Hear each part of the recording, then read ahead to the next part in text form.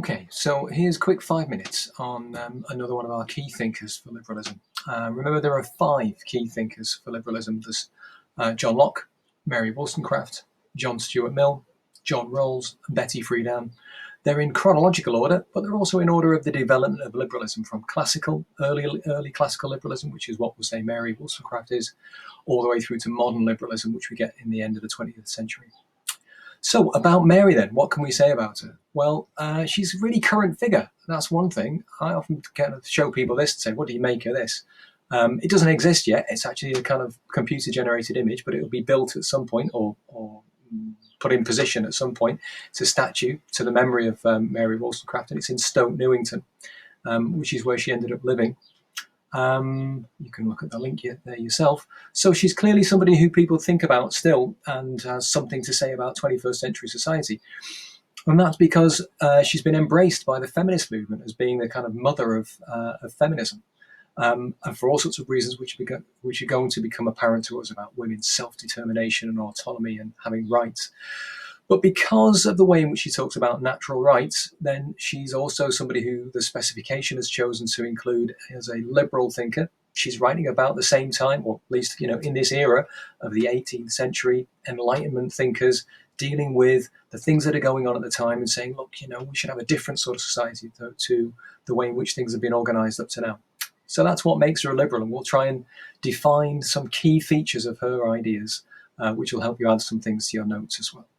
Okay, so the mind has no gender. If you remember one thing about Mary Wollstonecraft, I guess it would be that quotation. It's a really useful one for us to suggest that if we're thinking about reason and rationality and the fact that all people are born equal, that's what Mary Wollstonecraft means. Not all men are born equal, but all people are born equal, and there's no distinction between men and women. No distinction between men and women's ability to be able to rationalize, to think about decisions they should make. Okay, so I'm going to skip. I would normally in the classroom we'd kind of like pull this apart and think about what this word means, this text means as a quotation, slightly longer one. But I think what we'll try and do is get straight onto some big ideas. You'll have done this already, or you'll be doing this, and perhaps you'll be using this explanation to help you make notes on these things. So there's a little homework task for us. But we'll try and explain it in these things. The context. What is the time like that Mary Wollstonecraft is writing? Well, for one thing, it's interesting about her own personal context as well, because she's somebody who becomes part of a Unitarian church. She's inspired by this guy called Richard Price, who's a clergyman, but not in the Church of England, someone who's therefore a dissenting Christian, somebody who believes in God but doesn't believe in God in the way in which the Church of England says you should, or certainly not the way in which the Catholic Church says you should. And in that sense, there's a tradition here, in this dissenting Christian tradition, which later becomes Methodism as well, about people not just taking the Church's word for it about what God means, but thinking about what God means, rationalizing their own interpretation of the Bible, applying their own reason to the Bible. And if you think about that, that's considered a religious thing. But it can only exist because liberals have already talked about the idea that human beings should be able to rationalize and not just take things for granted.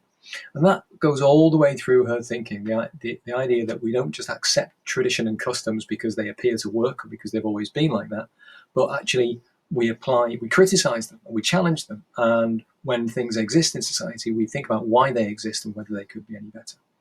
And the other important thing about context for her is that she's writing at the time of the French Revolution. And for so many of these people, either they inspire it or they make ideas in reference to it. And she is a supporter of the French Revolution. And we'll say a bit more about that in a moment.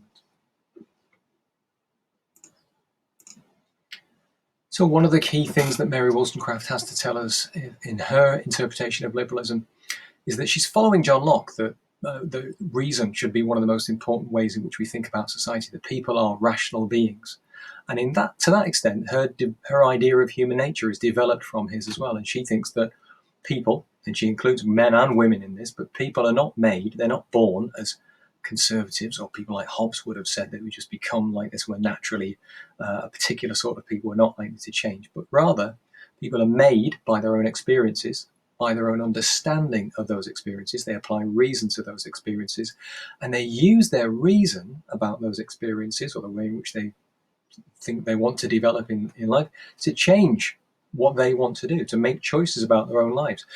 And it goes, therefore, that if they do it for their own lives, then they also do it for the society in which they live as well. And this means for her, anything where we don't challenge our rulers is bad for us as individuals, it's bad for society as well. So when we think about the time that she was living, she's living in a time of tyrants, of kings and other rulers who are not accountable, are not challenged, are not questioned. And even conservative thinkers at the time, Edmund Burke, who's a very famous conservative thinker that you'll think about with Dom a lot when you talk about the development of traditional conservatism. That word tradition is based on the idea that he thought people should go along with traditions because they appear to work. That's why they become traditional, because they appear to work, and that's why people should accept them. And what she's arguing is that's a terrible way of thinking about society, because it just allows the people who are in charge to stay in charge without being challenged. Not only is that bad for us as individuals, that's also bad for the tyrant, because the tyrant then doesn't understand what they're supposed to be doing in government. They don't understand why they have to govern in a particular way. They never have to rationalize why they govern in a particular way. And for that reason, they're likely to be corrupted, to use prejudice, and never to have that prejudice challenged. And if you like, you can think about why, therefore, reason is a really important feature of being able to criticize government, being able to give consent. So, okay. Now, we should just add that when Wollstonecraft's writing about this, she's doing so because she's writing in response to Edmund Burke, who'd written this book called Reflections on the Revolution in France, in which he basically looked at the terror, the guillotining of people in the squares, and said, look, this is what happens if you take a series of traditions and customs and just rip them up and try and start from scratch with some abstract ideas about liberty and freedom. What you get is chaos and disorder. And therefore, we want to avoid that. In Britain and any other kind of society, we want to make sure that people have continuity, that they accept authority, they accept rulers.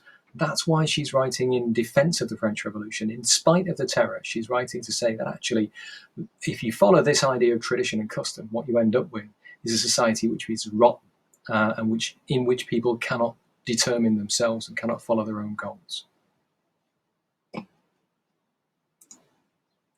And this follows on then into what is thought by lots of people to be the most important contribution that she makes to liberal thought, is that at this point, women weren't seen as fully rational, fully capable individuals as men were.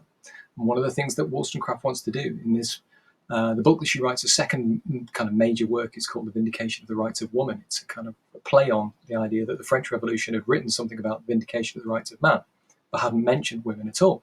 So as we move into this era in which people are expected to be able to remove their kings and give consent to whoever's ruling them and use rationality in order to decide how society should be governed, what's the role of women in this? And they're sidelined. And even in the French Revolution, women are sidelined and not able to take a full leadership part in the way in which the revolution plays out.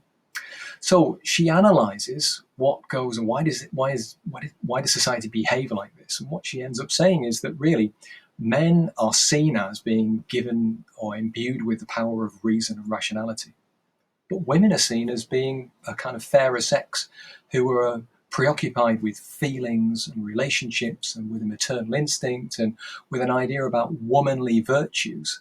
And one of the things she says is that this is irrational, this is unreasonable, because what it does is create a situation. The reason why these ideas have been developed for women to accept sentimentality and not be seen as rational people is because that's what allows men to be in charge, men to be like sovereigns, to be kings of their family.